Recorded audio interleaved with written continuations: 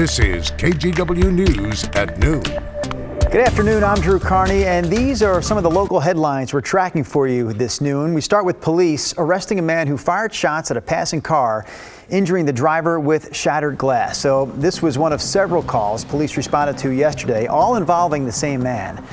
It happened in the Lentz neighborhood of Southeast Portland. At some point, the suspect was shot, but we don't know at this point who shot at him. Police have also not released the suspect's name or any of the charges against him. Meanwhile, Multnomah County health officials are urging people to mask up indoors again until COVID case numbers and hospitalizations decrease across the state. So this is not a mandate, but again, it is a suggested precaution. The latest numbers from the Oregon Health Authority show an average of 1,300 COVID cases reported each day over the past week. Basically, numbers like we saw in February at the tail end of the Omicron surge. And here's one last headline for you, an update on downtown Portland's elk statue. Portland City Council unanimously voting to bring it back to its original spot on Southwest Main Street between 3rd and 4th Avenues. The elk was taken down from its spot in downtown 2 summers ago after protesters damaged it. We still don't know yet, though, when exactly the elk will be reinstalled. And that's a look at some of today's local headlines. All right, Rod Hill, we're going to check in with you next here in the Weather Center to find out what's up with the rain today. Yeah, rainy day so far for sure. We are going to see things dry out a little bit later this afternoon. So here you can see the rain steady still from the coast up into the Cascades. The snow level has been running at about 4,500 feet so far today. Those passes could get snow covered starting this evening when colder air starts to move in. There's a heavy rain pocket for you folks in the McMinnville area and clearly up to the north. Futurecast still keeps the front coming through downtown Portland at about 3 o'clock this afternoon, which is what you're looking at here. Then look how it dries out behind the front. So 5 o'clock today, maybe even 4 o'clock today, actually. Might not be much rain out there as we quickly will switch gears into a fairly dry evening. But for now, we've got rain falling. There's the wet tarmac from the Pearson Airfield camera up in Vancouver. And if you look carefully, you can see the raindrops falling in front of the lens here from our Rose City camera. We are at 50 degrees, which is where we were this morning. So temperatures have been just completely steady. 51 at 4 p.m. Rain's breaking up behind the front at that time. And then we could be warmer this evening before the sun goes down. 53 at 8 o'clock, should be mainly dry at that time. I know we have some noticeable winds out there. We'll take a look at the wind forecast, which is not alarming, but noticeable. That's coming up. All right, we'll also check on Rod's 7-day forecast here in a few minutes. But right now, we do want to get to one of the top local stories we've been following all week. It's the death of a 13-year-old girl whose body was found in a park in Beaverton. Beaverton police have now ruled her death a homicide. Milana Lee was reported missing on Sunday evening, and police found her body near a stream in Barrows Park on Tuesday afternoon. KGW's Brian Clerkley went to Barrows Park, where a memorial is now set up for Milana. My daughter actually goes to Conestoga, and she's around the same age too, so it's just hard, you know what I mean? That's a parent. Stephanie and Brandon came to drop off a set of flowers at a makeshift memorial just outside of a park off Barrows Road for 13-year-old Milana Lee, who was found dead in the area yesterday. Milana was a 6th grader at Conestoga Middle School in Beaverton. Police say the circumstances surrounding the teen's death are suspicious. Investigators were seen canvassing the area Tuesday evening. It's devastating. It's absolutely devastating. Milana was last seen Sunday at her apartment in the Murray Hill area. Beaverton Mayor Lacey Beatty posted a tweet expressing her condolences for the people impacted by the 13-year-old's death. Especially in this community, it's so safe and everybody seems so close. Just for something like that to happen, it's kind of crazy. Bryant Clerkley, KGW News. Well, for the 9th time this year, the FBI is offering a large cash reward for information about an unsolved murder in Portland. The FBI is offering up to $15,000 for information about Danae Williams' death. Williams was shot 1 year ago today. Police say she and a friend were sitting at a stoplight at North MLK and Deacom when another car pulled up and started shooting. The friend survived, but Williams died the next day.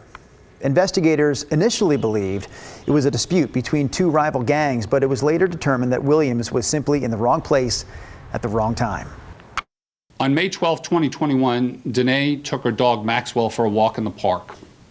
Then she went to dinner with a friend, and ultimately, tragically, she never made it home that night, through no fault of her own.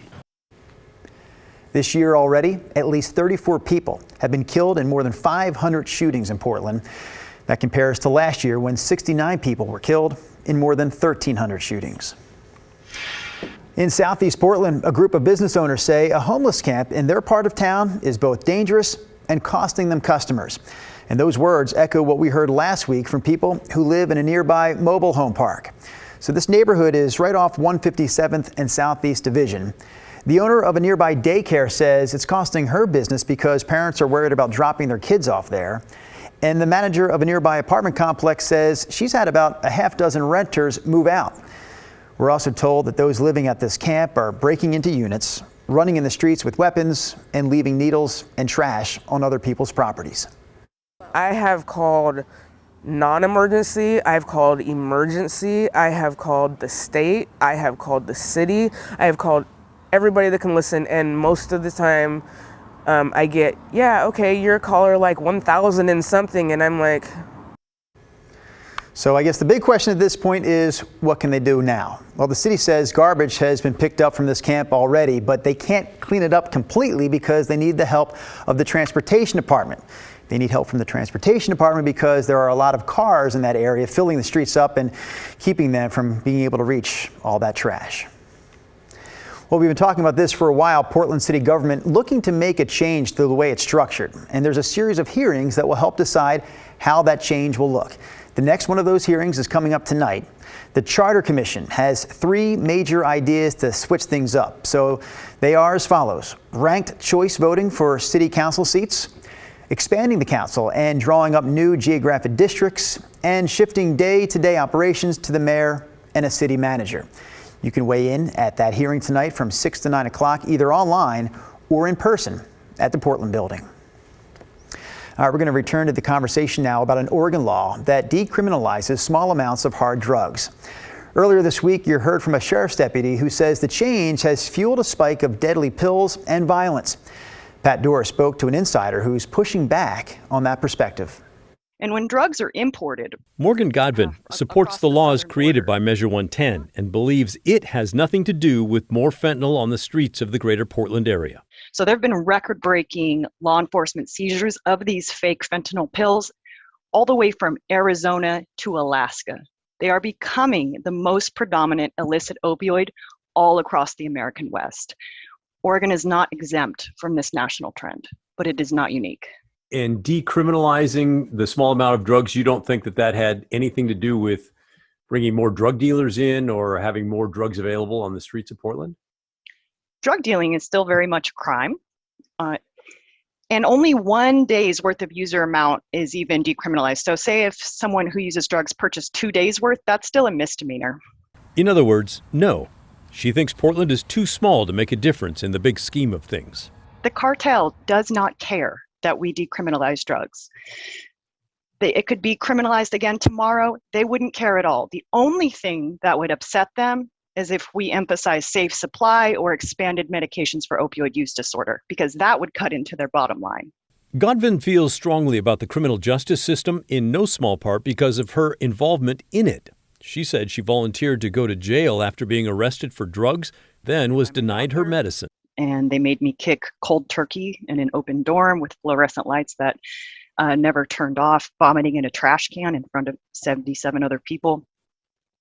Why? For what? I had asked for help. I had leaned into the criminal justice system thinking it was there to help me, and instead it betrayed me.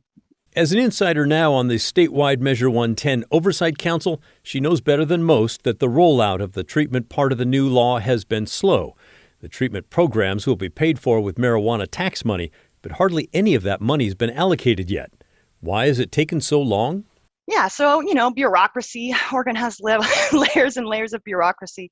This was something that had never been done before, so there were a lot of unforeseen hiccups. I was very frustrated by the process. I felt that the Oregon Health Authority didn't always support us in the ways that they could have, but they were also experiencing staffing shortages.